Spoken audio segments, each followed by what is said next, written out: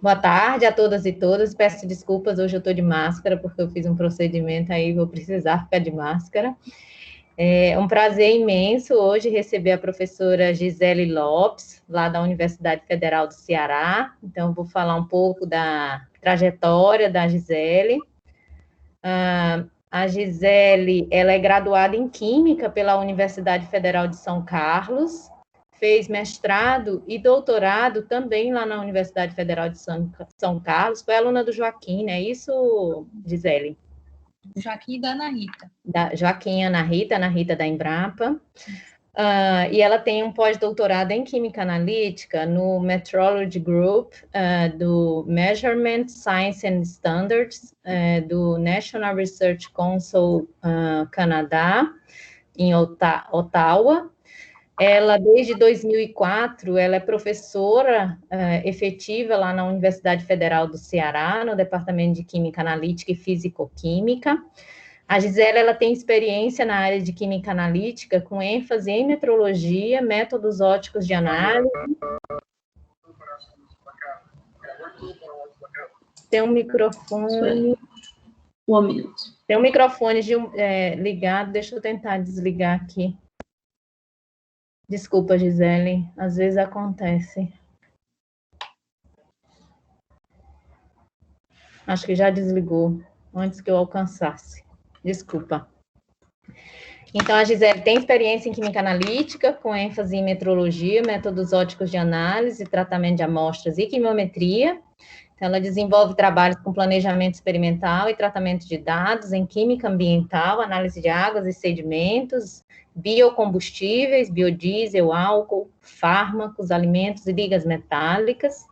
Ela também desenvolve e estuda sistemas de digestão e solubilização de amostras, bem como sistemas alternativos de introdução de amostras, com e sem pré-concentração, visando melhora nos limites de detecção para a determinação de elementos traço e ultratraços por métodos ópticos, né?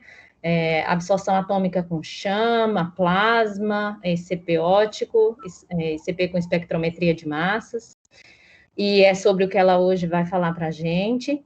Ela participa de 2 programas de pós-graduação, o programa de pós-graduação em Química e o de Ensino de Ciências e Matemática, ambos da Universidade Federal do Ceará.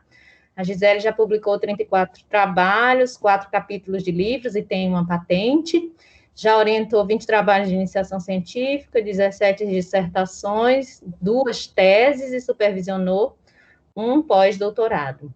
Gisele, muito obrigada por ter aceito o convite de participar dos nossos colóquios. A sala é sua, fique à vontade, e mais uma vez, muito obrigada.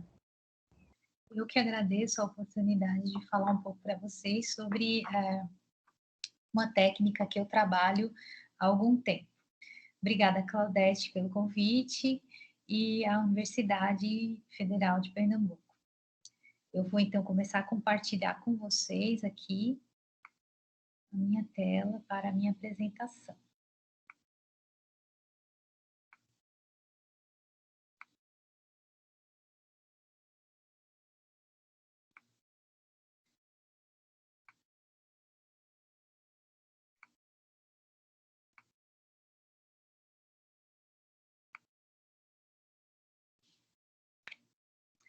Muito bem, então eu vou falar para vocês sobre a técnica de geração de vapor. Eu vou me atentar à geração fotoquímica de vapor, que é o que eu venho trabalhando desde a época que eu fiz o meu pós-doutorado lá no Canadá. E essa técnica ela é usada para introduzir a amostra em técnicas, em espectrômetros, né? Em técnicas que a gente faz análise de elementos, que são as técnicas espectrométricas. Bem, os sistemas de introdução de amostras de espécies voláteis, né, eles podem ser, deixa eu ver se eu consigo, eles podem ser explicados da seguinte forma, né? Nós temos, então, algumas etapas, né? Então, a primeira é que a amostra líquida né? Então, é importante frisar aqui a necessidade do preparo da amostra, né? Então, é necessário, assim como todas as técnicas, né, você transformar a amostra em uma amostra líquida e, de preferência, que os elementos estejam livres, na forma livre nessa amostra, para que você possa fazer as reações, no caso de derivatização, para a formação das espécies voláteis. Então, novamente, é necessária a amostra líquida, tá? Então, essa amostra líquida, ela é inserida no sistema, a gente passa por uma derivatização, e aí eu vou falar um pouco que na derivatização nós vamos gerar a espécie volátil, né, e eu vou falar um pouco sobre essa etapa.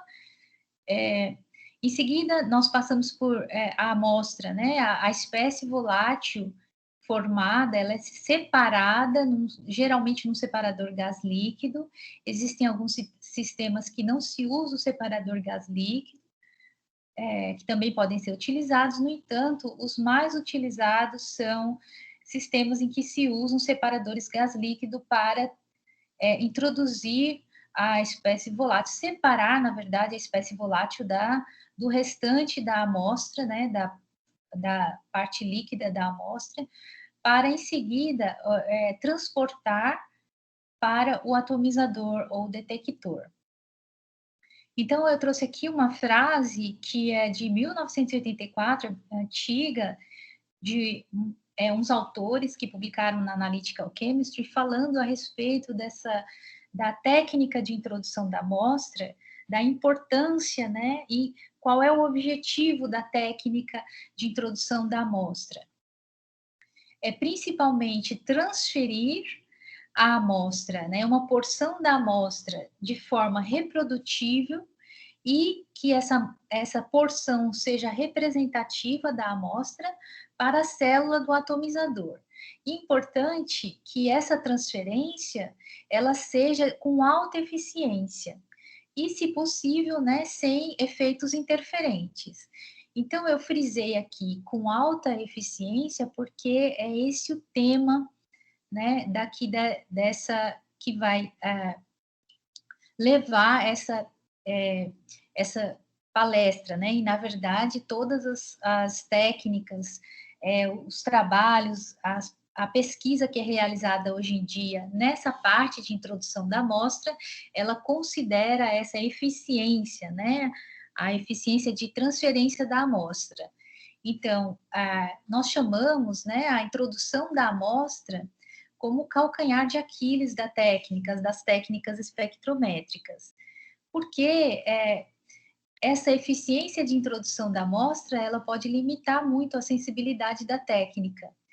Então, eu trouxe aqui alguns exemplos de eficiência de transferência.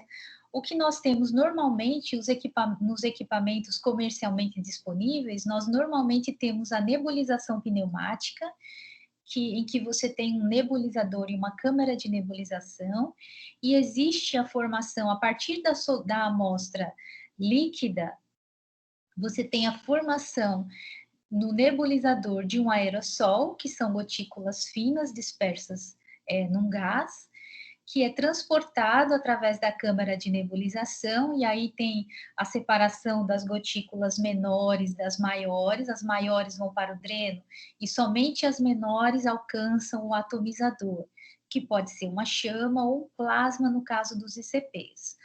Essa eficiência de transferência nesses sistemas de nebulização pneumática, ela pode ser de 2 a 5%. E o que significa isso? Significa que se eu aspirar 100 ml de amostra, o que vai chegar lá na chama, no atomizador ou no plasma, é de 2 a 5 ml só dessa amostra. Então, a eficiência muito baixa, ela compromete a sensibilidade da técnica. Nós temos alguns outros sistemas de vaporização eletrotérmica e ablação por laser, que tem uma eficiência de transferência maior, de 20% a 80%. Temos os sistemas de introdução de baixo fluxo, que são os micronebulizadores. Esses micronebulizadores, eles apresentam eficiência de 100% No entanto, o fluxo de amostra é bem baixo, é menor do que 100 microlitros por minuto. E temos também a geração de vapor, que apresenta também a eficiência de 100%. Tira a água. Péssimo, tu é.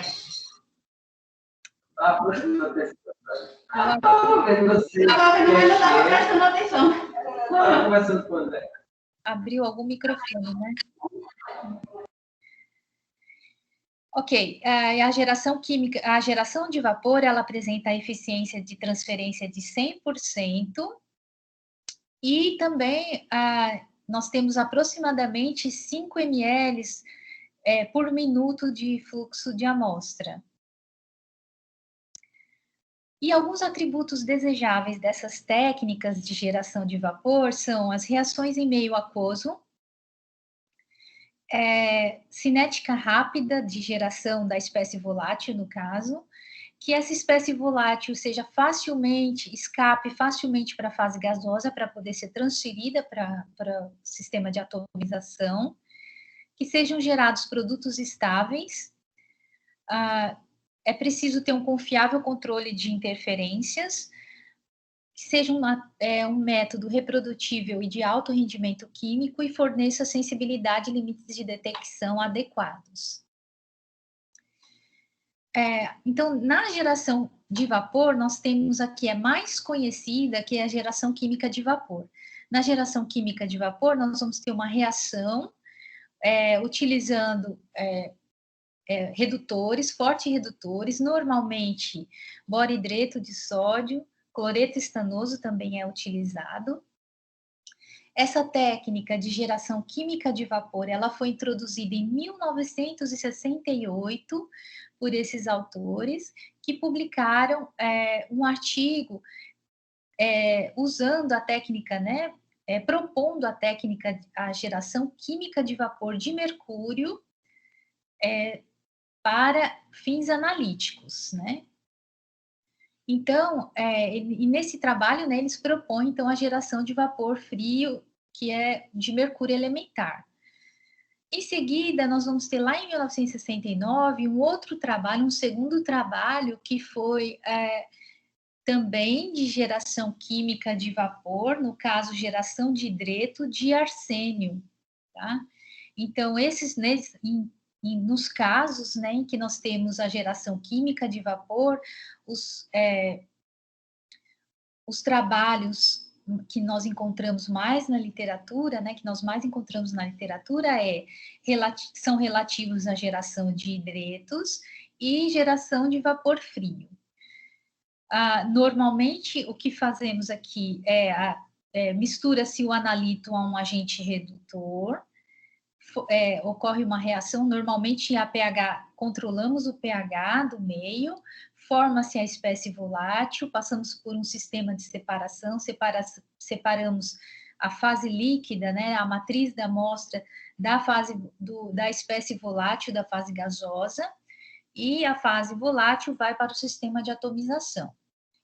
Esses sistemas, né, a geração de hidretos ou geração de vapor frio, eles podem ser sistemas em batelada, em fluxo contínuo ou de injeção em fluxo. Hoje em dia nós temos muitos trabalhos publicados de geração de hidretos e geração de vapor frio, normalmente em fluxo contínuo e injeção em fluxo. São os mais utilizados e que a gente encontra mais trabalhos na literatura. Tem uma revisão que é um pouco antiga, de 2002, mas é uma revisão que traz todos os aspectos da geração química de vapor. E nesse trabalho, né, nessa revisão, os autores concluem que o método mais estabelecido na literatura é a geração de hidreto, usando o redutor tetrahidroborato de sódio, o boridreto de sódio, em sistemas de batelada ou em fluxo, especialmente na determinação de arsênio e selênio. Então, esses são os mais encontrados na literatura. É possível também, é interessante a geração química de vapor, existe a possibilidade da especiação. Isso porque, Por exemplo, o arsênio, o antimônio, o bismuto, eles apresentam alto sinal no estado de oxidação +3. No entanto, o estado de oxidação +5, eles apresenta-se um baixo sinal. Então, é possível trabalhar com a cinética da reação e a adição de reagentes para poder fazer a separação ou análise de uma dessas espécies. Tá? E aí, trabalhar com especiação desses elementos. E o selênio e o telúrio, eles apresentam sinal apenas no estado de oxidação +4, tá? Nesse trabalho, nessa revisão da literatura, é interessante porque eles falam, eles reportam todas as interferências na fase condensada, na fase gasosa e as interferências espectrais que são possíveis de ocorrer nessa técnica, reportam também muitas aplicações e, além de tudo, extensões da técnica, né, que são reações com outros, usando outros compostos para a formação, para a geração de vapor, né, geração química de vapor, que é através de uma reação química. A geração química de vapor, então, apresenta diversas vantagens. Uma delas, a principal, é a eficiência de introdução, que é de 100%. Existe também a separação da matriz da amostra. Então, com isso, há um aumento significativo do limite de detecção da técnica. Existe, como eu falei para vocês, a possibilidade da especiação. E essas técnicas de geração química de vapor, elas podem ser facilmente combinadas com sisteminhas de pré-concentração. Então, ainda você pode melhorar ainda mais a sensibilidade usando a pré-concentração, que são bem fáceis de fazer automação do sisteminha. No entanto, a geração química de vapor apresenta algumas desvantagens. A principal desvantagem é o uso de reagentes de alto custo e redutores instáveis, como o boro-hidreto de sódio. Quando você vai usar você vai trabalhar com a geração química de vapor, você prepara a solução do boro-hidreto e tem que fazer a análise no mesmo dia em que você prepara a solução, tá? Então, ele é um reagente instável e, além de ser relativamente de alto custo, né? Quando você trabalha com reagentes instáveis, que você tem que preparar a solução no dia que você vai fazer a análise, corre-se o risco de gerar muitos resíduos, né? Porque a solução que fica, né, que você não usa, você tem que descartar, porque você não pode utilizar no dia seguinte, por exemplo. Ela também tem uma aplicabilidade limitada aos elementos que formam hidretos ou vapor frio, né? Ela é passível de interferências e também depende do efeito do pH. Nesse sentido, surgiu a geração fotoquímica de vapor, que, além de apresentar todas essas vantagens da geração química de vapor, existe a vantagem de não utilizar reagentes redutores instáveis ou reagentes de alto custo. Ela tem uma aplicabilidade bem maior do que a geração química de vapor e ainda está sendo estudada, então ainda não, nós temos podemos dizer que podemos ter mais possibilidades pela frente. No entanto, também apresenta interferências e também muitos elementos dependem do efeito do pH para a geração fotoquímica de vapor. Eu vou mostrar alguns aspectos da técnica para vocês. Então, a geração fotoquímica de vapor, você gera o vapor, as espécies voláteis, através, misturando a solução da amostra com um ácido orgânico de baixo peso molecular e submetendo à radiação ultravioleta. O que ocorre é que esses ácidos orgânicos de baixo peso molecular, quando irradiados com radiação ultravioleta, formam radicais redutores altamente reativos que reagem com os analitos na amostra e formam espécies voláteis. Existem também, assim como a geração química de vapor, nós podemos trabalhar com o sistema em fluxo contínuo ou sistema em batelada, né? O sistema em fluxo, nós temos a amostra misturada, né, num ponto de confluência bombeada, né, a amostra propulsionada por uma bomba peristáltica, normalmente, e sim, num ponto de confluência que encontra-se com um ácido orgânico de baixo peso molecular, que pode ser ácido fórmico, ácido acético ou ácido propiônico. Mistura-se aqui, é levada para a lâmpada, o reator, né, que a gente chama. Esse reator normalmente é montado com uma lâmpada que emite radiação na região do ultravioleta. Então, a solução contendo o ácido orgânico de baixo peso molecular passa por essa lâmpada de radiação ultravioleta. Então, o ácido orgânico de baixo peso molecular forma os radicais e reage com o analito na amostra, formando as espécies voláteis. Então, essa solução, né, é carreada para um sistema de separação, um separador gás líquido. Um gás inerte vai arrastar a espécie volátil para o sistema de atomização, que pode ser um espectrômetro de absorção atômica com chama, pode ser um espectrômetro de emissão óptica com plasma acoplado, pode ser um sistema de fluorescência atômica, e pode ser também um espectrômetro de fluorescência, né, atômica, e pode ser também um espectrômetro de massas com plasma indutivamente acoplado. E o sistema em batelada, você adiciona a amostra dentro de um frasco, submete essa amostra, né, irradia radiação ultravioleta, na região do ultravioleta, nessa amostra. No sistema em batelada, nós vamos ter um gás inerte que vai borbulhar nessa amostra e vai arrastar as espécies voláteis que estão sendo formadas para o atomizador, o sistema de atomização. Essa fonte de ultravioleta, como eu falei para vocês, podem ser lâmpadas com diferentes configurações, eu vou mostrar algumas delas aqui. O tempo de radiação, né, o tempo de radiação da radiação ultravioleta, ele pode variar de 10 a 250 segundos, dependendo do elemento, e também da amostra em que se está trabalhando.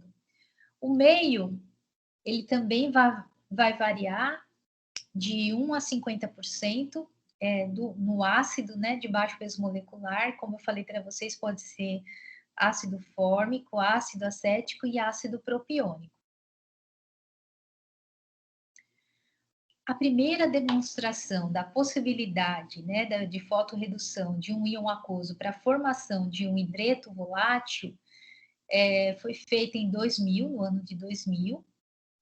No entanto, a aplicação analítica foi feita apenas em 2003,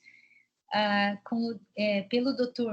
Sturgeon, do Canadá, e que ele fez observações e explorou essa metodologia de fotorredução para fins analíticos. Então, né, no trabalho publicado em 2003, eles montam um sistema, né, eles demonstram um sistema, um reator, em que ele tem uma lâmpada e um capilar que envolve essa lâmpada por onde passa a solução da amostra, e contendo o ácido orgânico de baixo peso molecular, no caso aqui foi ácido fórmico, sendo irradiado, formam-se os radicais redutores, e na presença do analito na amostra, formam as espécies voláteis, são propulsionados para um separador gás líquido, e que nós temos um gás inerte que separa e carrega a espécie volátil para o detector. Aqui alguns reatores, né, feitos a partir de uma lâmpada diferentes lâmpadas de ultravioleta. Nós temos aqui uma lâmpada bem pequena, que é a Pen Lamp, de 3 watts. Essa lâmpada, ela ela é pequena, então ela foi usada num trabalho em que ela foi inserida dentro da câmara de nebulização. Essa aqui é uma câmara ciclônica de nebulização. Nós temos aqui um nebulizador concêntrico, e essa lâmpada de 3 watts, ela foi inserida aqui, e esse reatorzinho, né, esse sistema, ele foi usado para gerar espécies de voláteis de iodo e determinação e análise de iodo. O reator mais utilizado é esse daqui, que é composto por uma lâmpada de 15 watts. Essa lâmpada ela é de aproximadamente 30 centímetros. É uma lâmpada simples, é uma daquelas lâmpadas que é usada que pode ser usada em aquário para desinfecção da água. Nessa lâmpada, nesse reator, a gente enrola, né? Coloca um capilar. Nesse caso aqui do desenho, é um capilar de PFA, mas existem alguns sistemas em que colocam-se capilar de quartzo, tá? Um outro tipo de reator é formado por uma grid lamp, que é uma lâmpada no formato de grid, né, de grade, e essa lâmpada ela tem a vantagem, né, que você aqui em cima dela é colocado um capilar de quartzo, então a amostra ela passa por esse capilar de quartzo e permanece durante bastante tempo sendo irradiada com a radiação ultravioleta. Uma outra lâmpada, que é uma lâmpada chinesa, essa aqui é uma lâmpada muito interessante, a lâmpada de fluxo interno, porque a amostra, né, existe um capilar, essa lâmpada, o capilar que vai, por onde vai passar a amostra, ele fica dentro dessa lâmpada. Então, existe um capilar de quartzo dentro da lâmpada, em que a amostra passa e é irradiada. Então, aqui, a radiação que alcança, né, a amostra é muito mais eficiente o alcance da radiação na amostra. Primeiro, porque o quartzo, né, transparente à radiação ultravioleta, e segundo, porque ela vai receber por todos os lados, né, vamos dizer assim, a amostra vai receber de todos os lados a radiação ultravioleta. Então, na verdade, essa lâmpada aqui de 19 watts, ela tem uma eficiência de geração de espécies muito boa, uma eficiência muito alta de geração de espécies voláteis. É uma lâmpada chinesa, como eu disse, né, comercializada na China. Aqui tem um sisteminha, o desenho do sisteminha, que eu já apresentei para vocês, que foi um dos primeiros trabalhos, apresentado esse sistema no trabalho do Dr. Sturgeon, que é o primeiro trabalho com aplicação analítica da geração fotoquímica de vapor. Eu trouxe aqui um trabalho no Brasil, existem poucos grupos, na verdade somos 3 grupos que trabalhamos com essa técnica, com a geração fotoquímica de vapor. Além do meu grupo de pesquisa, nós temos também a Márcia, a professora Márcia da Federal do Rio Grande do Sul. Eu trouxe aqui um trabalho dela para mostrar para vocês, é recente, né? É de mercúrio, geração fotoquímica de mercúrio, e no caso desse trabalho eu achei interessante, porque ela compara as duas formas, né? Tanto a forma de geração química de mercúrio elementar, né? Vapor frio de mercúrio, como a geração fotoquímica. Então, aqui ela faz a determinação, a análise de mercúrio em peixes, e ela compara os dois métodos. Então, pelo método da geração química de vapor, ela usa o boridreto em meio ácido, e interessante aqui que ela faz a digestão ácida da amostra para poder usar aqui no sistema, na geração química de vapor. No caso da geração fotoquímica de vapor, ela faz uma solubilização da amostra de peixe com TMAH. Então, aqui não é uma digestão completa, é uma solubilização da amostra. E o sistema dela, né, que ela usa, o sistema que eles usam lá, é uma lâmpada, é composto por uma lâmpada de 15 watts, aquela lâmpada de aquário que eu falei para vocês, só que eles mandaram construir um capilar de quartzo que envolve, na forma de espiral, que envolve essa lâmpada. Então, esse capilar, o quartzo, né, como eu disse, é mais transparente, é transparente a radiação ultravioleta, então ele recebe mais radiação, né? A amostra tem maior contato com a radiação ultravioleta. Eles usam ácido fórmico para formação dos radicais aqui na radiação ultravioleta e a geração de mercúrio elementar. Nos dois casos, né? O analisador é um analisador de mercúrio que deve ser por fluorescência. Então, algumas conclusões que eles chegam nesse trabalho é que ambos os procedimentos apresentaram resultados satisfatórios, eles têm eficiência semelhante quando você trabalha com otimização multivariada. Eu esqueci de dizer que eles comparam também a otimização de ambos os sistemas de forma multivariada e de forma univariada, e eles, então, percebem que quando trabalham com a otimização multivariada, a eficiência das duas técnicas é semelhante. No entanto, a técnica de geração fotoquímica de vapor apresenta um menor custo, porque você não usa reagentes instáveis como o boridreto de sódio. Você usa simplesmente ácido fórmico em meio com a amostra para a geração do mercúrio elementar. Nós também, no nosso grupo, nós publicamos recentemente um trabalho de determinação também de mercúrio total em amostras de alimentos para gatos, usando a técnica de geração fotoquímica de vapor acoplada à absorção atômica. Então, nesse trabalho, nós usamos aquela lâmpada que eu mostrei para vocês, que é muito eficiente, né, que tem uma eficiência muito grande, porque ela tem a característica de a amostra passa por dentro da lâmpada em um capilar de quartzo. E nessa lâmpada, nós conseguimos gerar a espécie do mercúrio elementar em apenas 4 segundos, tá? Em 4 segundos que a amostra passa por essa lâmpada, né, por esse reator, forma-se a espécie volátil. Essa espécie, então, é levada para um separador gás líquido.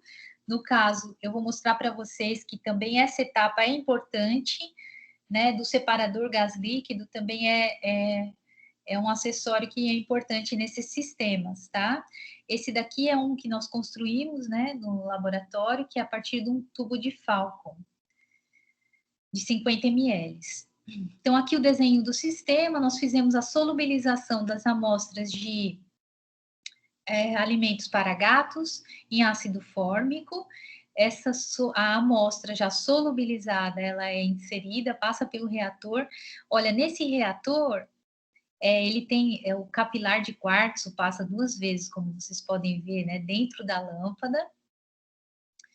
E nesse caso foi apenas 4 segundos aqui, a solução passando aqui dentro do reator e carreada para o separador gás líquido.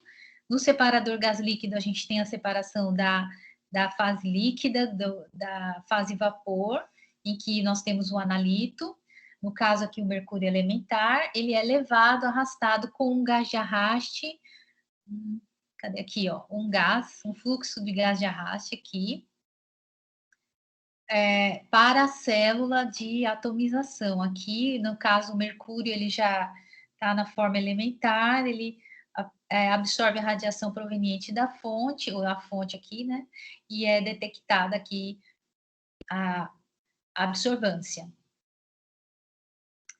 Nesse trabalho, nós, como eu falei para vocês, a gente trabalha com a amostra solubilizada, acrescentamos, corrigimos, né, a concentração do ácido fórmico para 10% no final.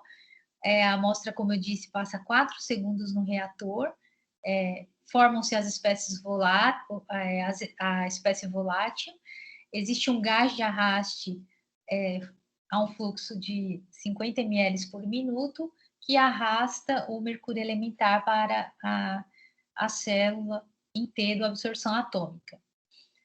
Aqui alguns os resultados que nós obtivemos de mercúrio total, em miligramas por quilograma. Aí vocês podem perceber que as amostras que contêm apenas atum, elas possuem uma concentração de mercúrio maior do que as que contêm atum misturado com outros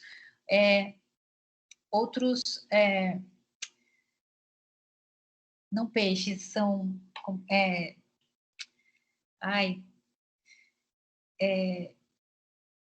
camarão, salmão e outros, esqueci, ó, gente. Frutos do mar? Frutos do mar. Mas, Gisele, você aí no Ceará. Não é? Então, pois é. As amostras, porque o atum, né, ele é um peixe predador, então ele concentra mais, vamos dizer assim, metais, né? Então, as amostras que têm somente o atum, elas apresentaram maior concentração de mercúrio do que as amostras que possuem o atum misturado com outros frutos do mar. O método, ele foi um método rápido, como eu mostrei para vocês, apenas 4 segundos no reator de ultravioleta. É de baixo custo, que a gente só usa o ácido fórmico e conseguimos fazer análise de mercúrio nessas amostras com exatidão. Como eu disse para vocês, a etapa de separação, né, do separador gás líquido, ela é importante. O tipo de separador gás líquido, ele influencia na eficiência de separação da espécie volátil do restante da amostra. Então, nós testamos, nesse mesmo trabalho, nós testamos vários tipos de separadores, né? Então, esse separador aqui, ele é um separador grande, de 37,5 centímetros, ele possui uma haste interna por onde a amostra percola, então o filme muito fino da amostra percola por essa haste, e conforme esse filme fino de solução percola, nós temos um gás de arraste que arrasta a espécie volátil, que vai se desprendendo aqui e vai ser carreada para a célula de atomização, para o sistema de atomização. Existe nós testamos um outro tipo de separador, um pouco menor, né, de 16 centímetros, que possui uma frita porosa embaixo.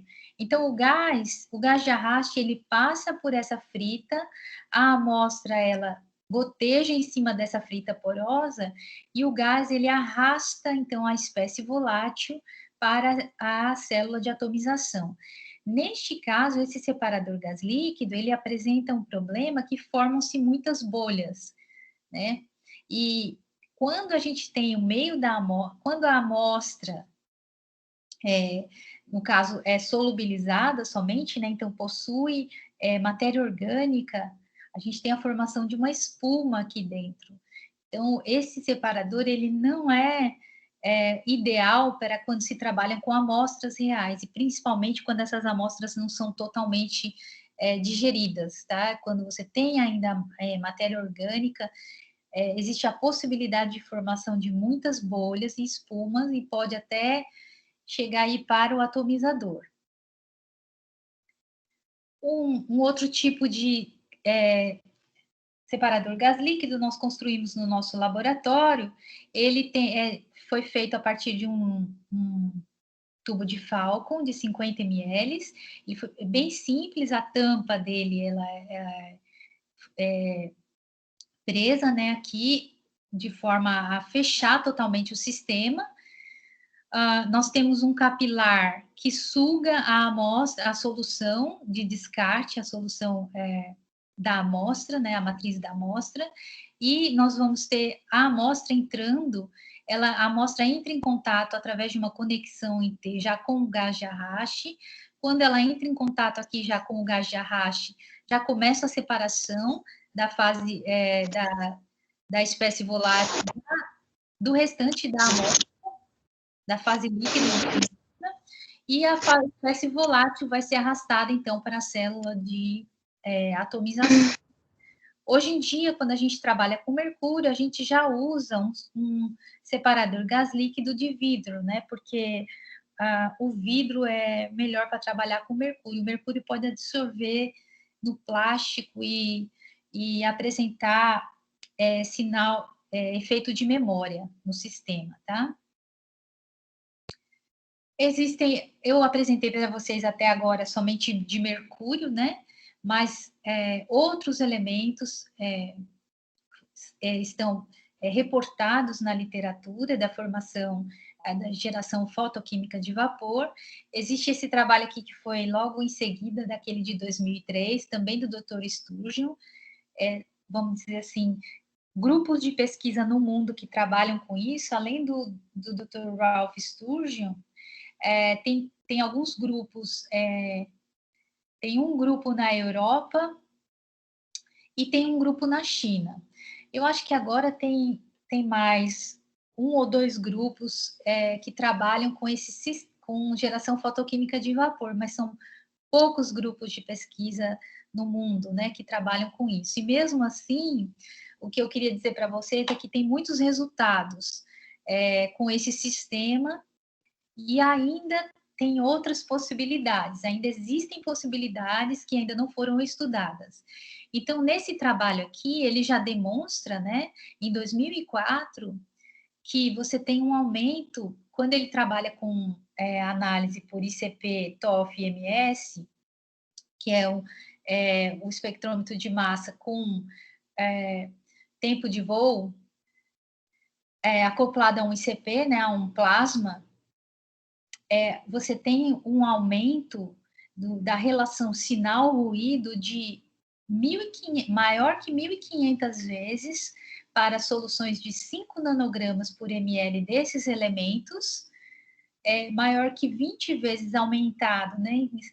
20 vezes para 10 nanogramas por ml desses outros elementos e 2.400 vezes para mercúrio.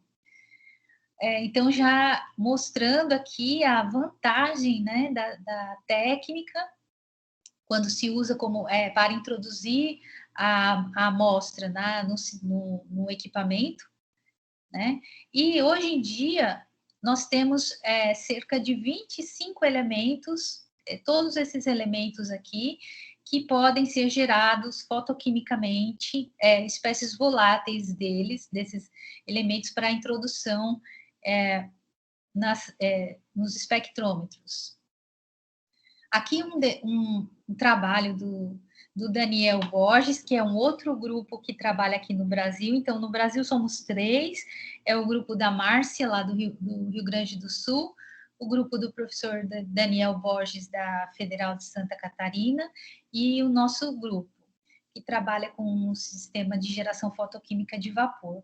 O Daniel, lá na UFSC, ele recentemente publicou um trabalho muito interessante com a geração fotoquímica de metais nobres. E ele usa um sisteminha, uma lâmpada de ultravioleta.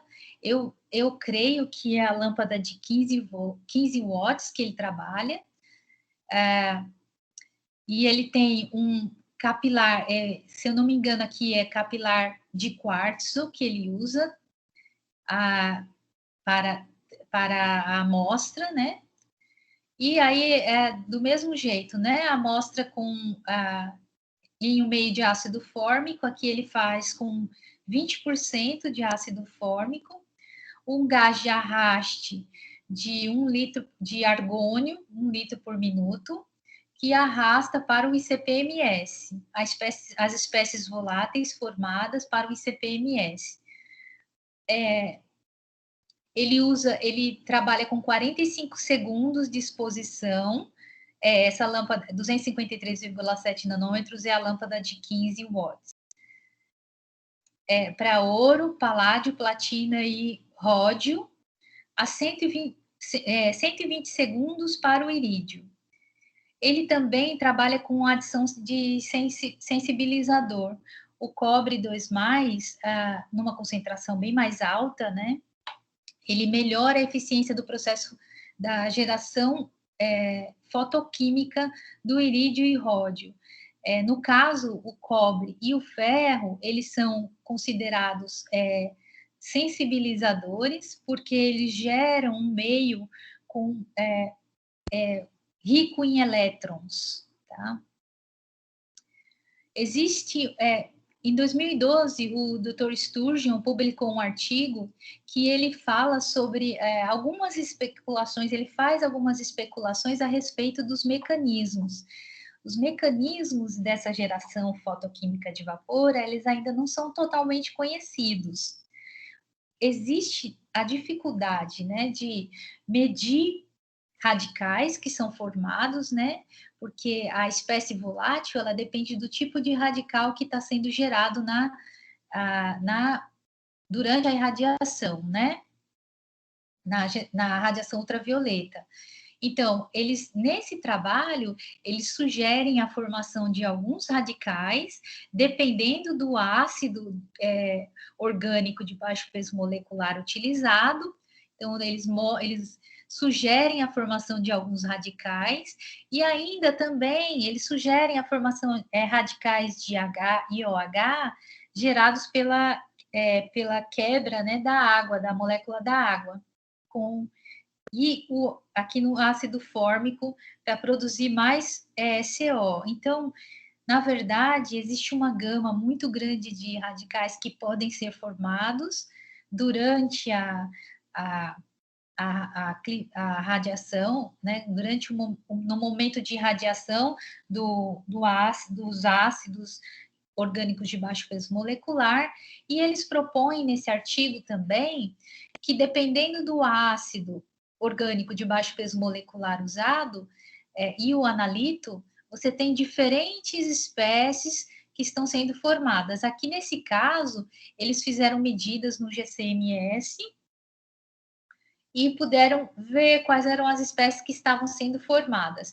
No entanto, é difícil medir os radicais, né? Então, na verdade, eles mediram a espécie que estava sendo formada e fizeram algumas especulações sobre como que poderia ser, quais eram os radicais que poderiam estar sendo formados para formar as espécies voláteis lá no final.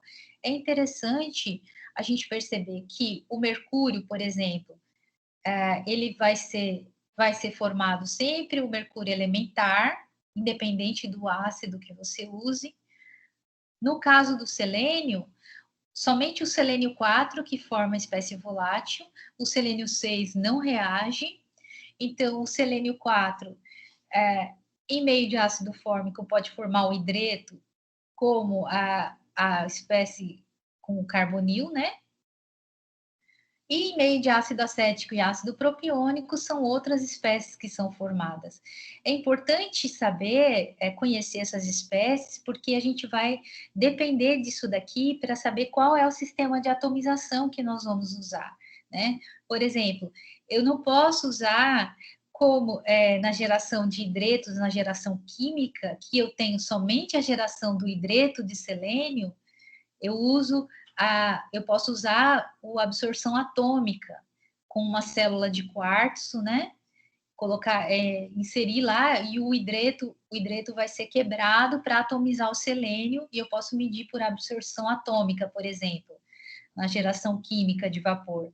Na geração fotoquímica de vapor, se eu usar o ácido fórmico, eu não vou ter só o hidreto de selênio sendo formado. Eu tenho outra espécie que eu não tenho certeza se eu vou conseguir atomizar na célula, naquela temperatura daquela chama, né, que é utilizada e é limitada pela questão do quartzo, né, a célula de quartzo. No entanto, a gente vê que o arsênio só foi detectado o hidreto de arsênio, né, na geração fotoquímica, assim como a geração química, né, que você forma o hidreto de arsênio. Então, assim, tem muita coisa ainda para explorar nessa técnica, né?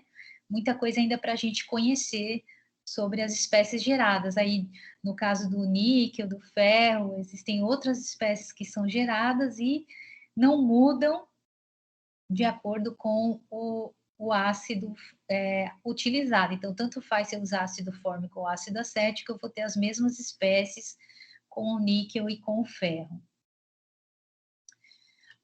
Como eu disse para vocês, em alguns trabalhos são utilizados os fotocatalisadores e os sensibilizadores, os agentes sensibilizadores, que aumentam a eficiência de formação da espécie volátil. Isso porque nós vamos ter, aqui nesse trabalho, um grupo da doutora Ying, que é lá da China, eles são um grupo que trabalham, que publicam bastante nessa área, que tem muitos trabalhos nessa área, são trabalhos de alta qualidade.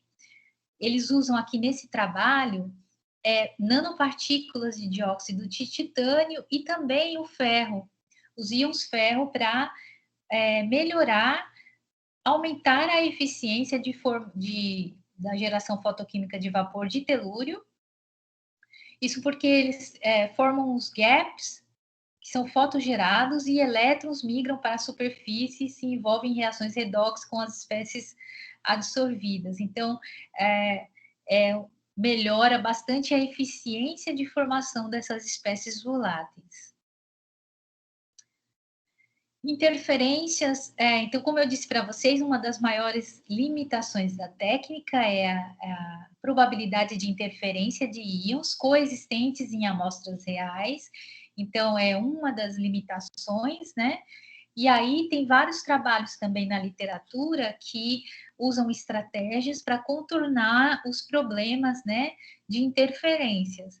Aqui também é um trabalho da doutora Ying, da Ying Gao, lá da chinesa, e ela usa a MOF, né, que são de ferro, a partir com ferro, e aí a MOF, elas têm elas adsorvem, né, vamos dizer assim, a espécie. No caso aqui, eles fizeram análise de bismuto. Então, o bismuto, ele adsorve na superfície da MOF, quando misturadas lá na solução contendo a amostra. Em seguida, eles centrifugam, separam, então, a solução das partículas. Quando remove, né, a solução, você tem uma concentração, vamos dizer assim, né, do teu analito ali na superfície da MOF. E aí eles recuperam, né, misturam o ácido fórmico, e aqui nesse caso eles usam uma mistura de ácido fórmico com ácido acético, misturam e levam essa suspensão para o reator fotoquímico. E aí formam, né, a espécie volátil de mercúrio, e eles usaram também nesse sistema 2 separadores gás líquido antes de fazer a análise do bismuto por ICP-MS. Então, vários trabalhos estão sendo publicados para contornar tanto as interferências como melhorar a eficiência de formação dessas espécies voláteis. Como eu disse para vocês, até o momento nós temos 25 elementos que formam espécies voláteis e podem ser analisados. É um método de baixo custo que não faz uso de reagentes instáveis, então produz menos resíduos, e a gente diz que obedece os princípios da química verde. Existe a possibilidade de especiação. Os mecanismos, eles precisam ser mais estudados, então ainda tem um campo muito grande aí de estudos na parte de mecanismos, para propor mecanismos, né? E também as interferências e comportamento, quando usamos amostras reais, eles devem ser mais explorados, né? Então tem muito campo de estudo para ser explorado nessa área, né, de geração fotoquímica de vapor. Era isso que eu queria apresentar para vocês, e no final essa tirinha em que o Calvin pergunta para o pai dele: pai, como é que calculam o limite de peso das pontes? E o pai responde: eles dirigem caminhões cada vez maiores por cima da ponte até ela cair. Aí eles pesam o último caminhão que passou e reconstroem a ponte. O Calvin: eu devia ter imaginado. E a esposa, né, a mãe do Calvin, fica brava com o pai, dizendo que, querido, se você não sabe a resposta, é só dizer que não sabe. Então, com essa tirinha aqui para finalizar, eu quero dizer para vocês que se eu não souber, vocês podem perguntar, eu abro para perguntas, podem ficar à vontade para perguntar, mas se eu não souber responder, eu não vou fazer como o pai do Calvin, eu não vou inventar uma resposta, eu vou simplesmente dizer que eu não sei. Quero agradecer mais uma vez à universidade pelo convite, a Claudete por ter me convidado para apresentar, falar um pouco do trabalho da minha área de pesquisa e agradecer a vocês pela atenção. Agradecer também aos meus alunos que trabalham, que dão duro no laboratório para conseguir alcançar os resultados nas pesquisas que a gente faz. E obrigada pela atenção. Obrigada, Gisele.